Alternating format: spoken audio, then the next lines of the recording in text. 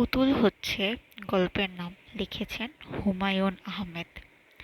পুতুলের ঘর থেকে তাদের বাগানটা দেখা যায়। এত সুন্দর লাগে তার, শুধু তাকিয়ে থাকতে ইচ্ছে করে। তাদের বাগান অন্যদের বাগানের মতো নয়। তিনটা বিশাল বড় বড় গাছ, একটা রেন্ট্রি গাছ, এত বড় যে মনে হয় এই গাছের পাতাগুলো আকাশে লেগে গেছে। আর দুটো হচ্ছে কদম ফুলের গাছ। কদম ফুলের গাছ দুটি পাশাপাশি যেন দুই যমজ বোন, একজন অন্যজনের গায়ে হেলান দিয়ে আছে। বর্ষাকালে গাছ দুটিতে কি অদ্ভুত ফুল ফোটে, সোনার বলের মতো ফুল। পুতুলের মা জেসমিন কদম ফুলের গাছ দুটি একেবারেই সহ্য করতে পারেন না। কারণ হচ্ছে শুঁয়োপোকা। কদম গাছে খুব শুঁয়োপোকা হয়, আর শুঁয়োপোকা দেখলেই জেসমিনের বমি পেয়ে যায়।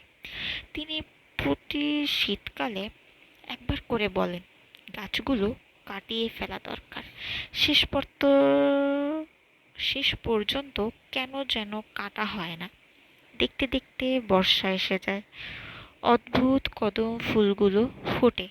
কি যে ভালো লাগে পুতুলের। এখন শীতকাল। কদিন আগে ঠিক করা হয়েছে বড় বড় গাছগুলো সব কেটে ফেলা হবে।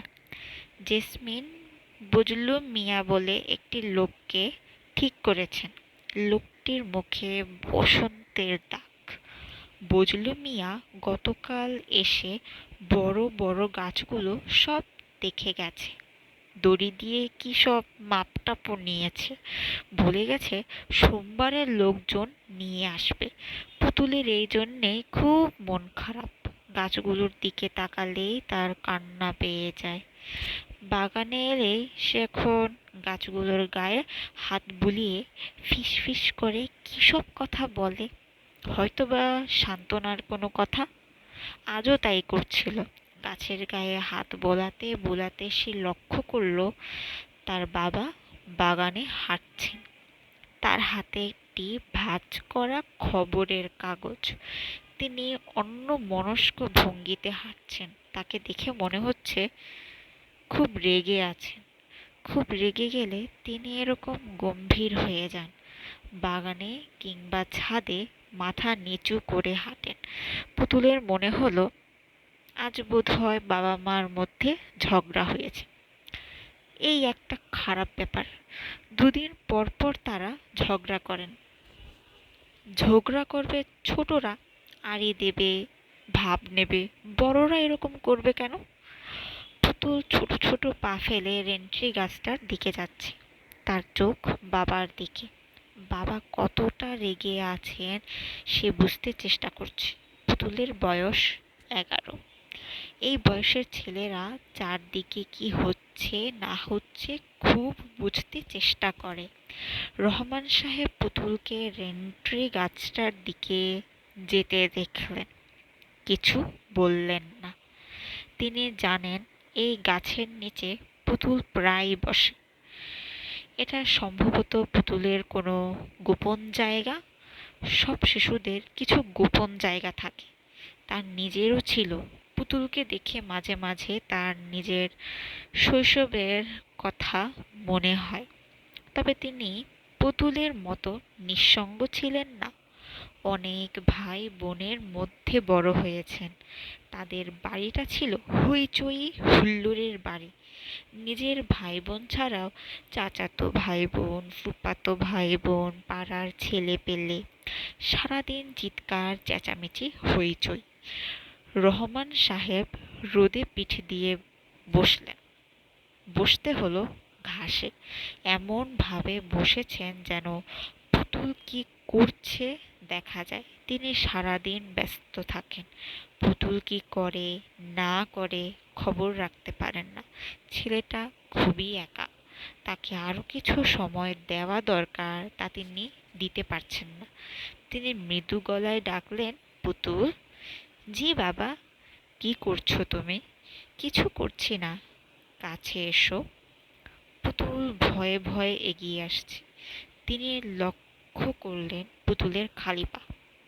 অথচ তাকে অনেকবার বলা হয়েছে খালি পায়ে বাগানে না আসতে। গায়েও পাতলা একটা শার্ট ছাড়া কিছু নেই। শীতের সকালবেলা পাতলা একটা জামা পরে কেউ থাকে?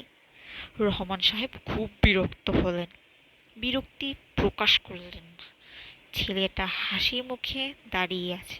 এরকম হাসি মুখের একটি ছেলেকে ধমক দিতে মায়া লাগে। তুমি প্রায়ই ওই রেন্ট্রি গাছটার নিচে বসে কি করো ওখানে? কিছু করি না, বসে থাকি। কিছু নিশ্চয়ই করো, শুধু শুধু কি কেউ বসে থাকে?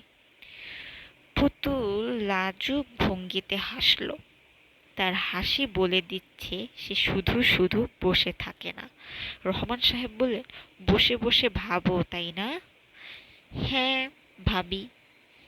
কি নিয়ে ভাবো? পুতুল উত্তর না দিয়ে আবার লাজুক ভঙ্গিতে হাসলো। রহমান সাহেবের ইচ্ছে করল ছেলেটাকে পাশে বসিয়ে মাথায় হাত বুলিয়ে দিতে। মাথা ভর্তি রেশমের মতো চুল, দেখলেই হাত বোলাতে ইচ্ছে করে। আচ্ছা, তোমার শরীর কেমন? ভালো। কিরকম ভালো সেটা বলো। খুব ভালো, না অল্প ভালো, নাকি মন্দের ভালো? খুব ভালো। আচ্ছা, ঠিক আছে, যাও, যা করছিলে করো। পুতুল গেল না, দাঁড়িয়ে রইল। মনে হচ্ছে তার কিছু বলার আছে, কিছু বলতে চাচ্ছে, অথচ বলতে পারছে না। রহমান সাহেবের খানিকটা মন খারাপ হল। এ তো বাচ্চা একটা ছেলে, সে কেন মনের কথাগুলো সহজভাবে বাবা মাকে বলতে পারবে না? তিনি নরম গলায় বললেন, পুতুল, তুমি কি কিছু বলতে চাও? পুতুল মাথা নাড়ল। সে বলতে চায়। রহমান সাহেব বললেন, কি বলতে চাও বাবা? গাছগুলো কেন কাটবে? গাছ কাটা তোমার পছন্দ নয়? না। ছোটরা অনেক কাজ করে যেগুলো বড়রা পছন্দ করে না। আবার ঠিক তেমনি